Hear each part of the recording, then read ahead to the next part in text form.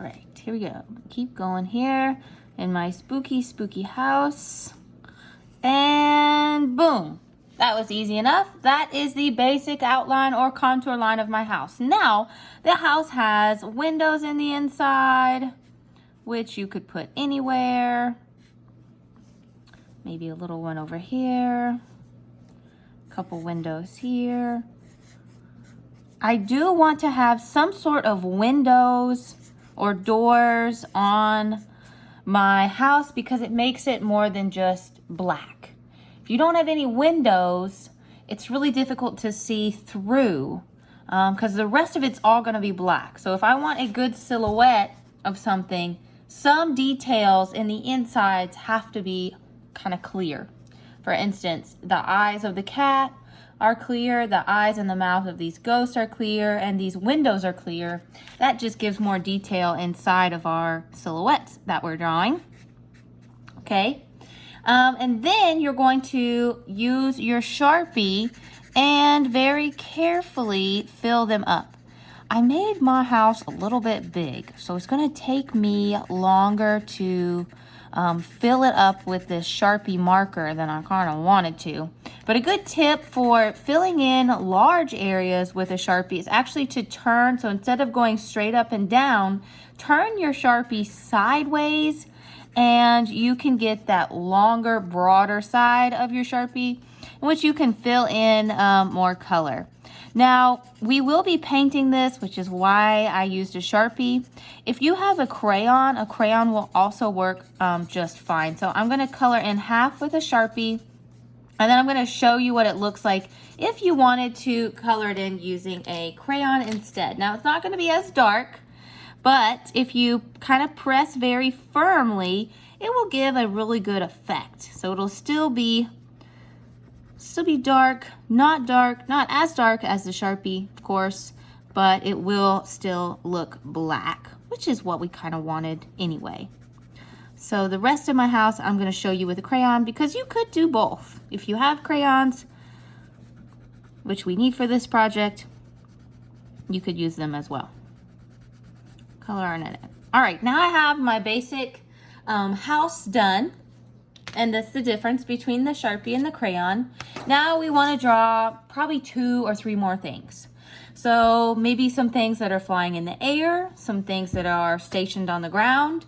One thing that I really love to draw is a fence because like they're kind of spooky. So a simple fence that kind of gets smaller as it goes back in the background. I'm going to draw a wavy line as it goes back. And then I'm going to draw another wavy line, but watch. This wavy line underneath is going to start a finger down, and it's going to follow the lines, but as I get further to the left or further this way, my lines are going to get closer and closer together till they are almost touching. Now, when we place our vertical lines, we're going to do the same thing, except the idea now is that they're up and down. So we're going to make some up and down lines, but as it gets closer to this end, our lines are actually going to get closer and closer together. This is going to give us the appearance that they are vanishing or going into the background or off in the distance as they get smaller. Okay, a little bit of perspective there. And then maybe we want the horizon line, which is the line that separates the sky and the land. And now we have a good separation of sky, land, and we have a fence here. Maybe some fence parts are off on the ground. Maybe there's some shadows that are being casted. Who knows? All right, next we want to add two or three more things. I do want to add something that is on the ground here. So some kind of visual down that is actually on the ground. This could be a tree. It could be a gravestone. It could be a cat, something that is sitting on the ground, a jack-o'-lantern, anything like that. I'm going to draw a spooky tree because they're just so simple and easy. All right, to start our tree, I'm gonna go with 2 vertical lines that go up. But this vertical line, same thing we did with the fence, finger over, and as we go up, I'm gonna get smaller. So that's my first little branch there. I'm gonna fill that in and make it black. Now the rest of your branches that go off from this main one, it can twist and turn, but just remember that as it comes back to the main branch, it should be thicker. So as it goes away, it tapers off and gets smaller.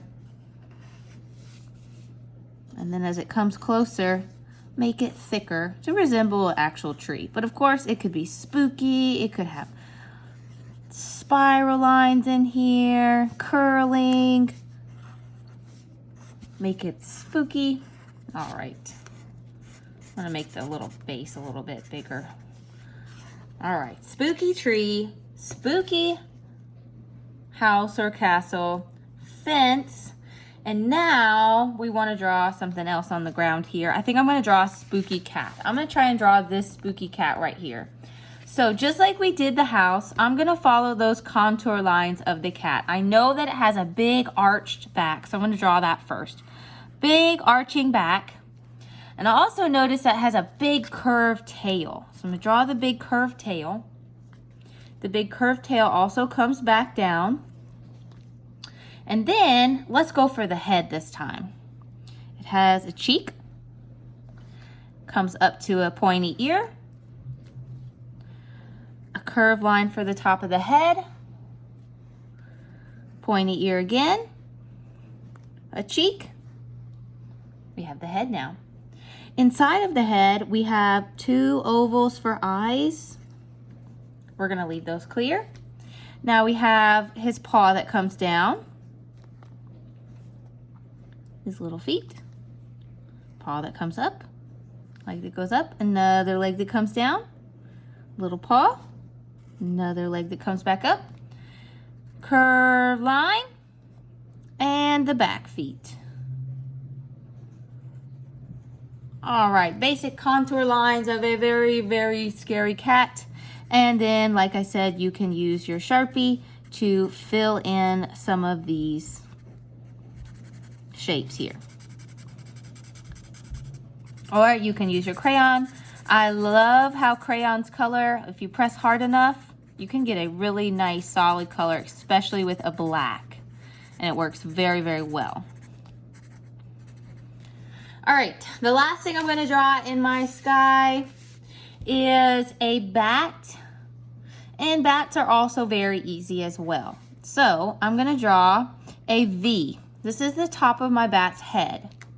Okay, I'm going to try and draw this bat right here. So drawing a V, I'm going to zoom in a little bit. There we go. And now we're going to follow that V to the right. It looks like a curved line, and then it comes up to the top of the wing point. Curves back out to point again, and then we have scalloped or arching lines that go back. There's 1, 2, and the third one comes down to the point. Notice that this point right here is directly below your V. I'm going to do the same thing on the other side. Starting at the very top of the bat's head, I'm going to make a big curved line going to the left. Another swoopy curvy line. And then I'm going to draw 3 scalloped lines going facing down. So 1, 2, and 3. And that's my basic bat. Okay, I drew it really big, but that's okay. I'm going to fill it in with crayon this time because it's a lot easier. And I think it looks really good. Plus, when I add some other colors in here, it's going to look really, really good. Really, really good. All right, next we want to make this look like Vincent van Gogh's. So, in order to do that, we need some of our crayons. We looked at Vincent van Gogh's sky, or his Starry Night, and we noticed that it had big, thick impasto swirling lines that swirled around in a circle. and they were yellow or gold or some oranges and all those beautiful things. So the first thing that we are going to draw is our crescent. Crescent is a shape, and it's a moon shape, okay? So somewhere in the sky, I'm going to draw a crescent with my crayon. We're going to start that with the letter C, crescent shape. Over, letter C. And then I'm going to draw, starting at the top, a baby C inside. And then I'm just going to color it in. All right. Now, with another color that is warm, either you can stick with yellow. I'm going to stick with yellow. This one is a different color yellow. I'm going to draw dashed lines all around my crescent shape. Maybe you want to mix it up. Do some orange and some yellow. Dashed lines all around my crescent shape. Now we want to draw some of those stars that we saw. So I'm going to do one star. If you don't know how to do a star, you could just do a little circle like this. I'm going to do some down here too. Okay.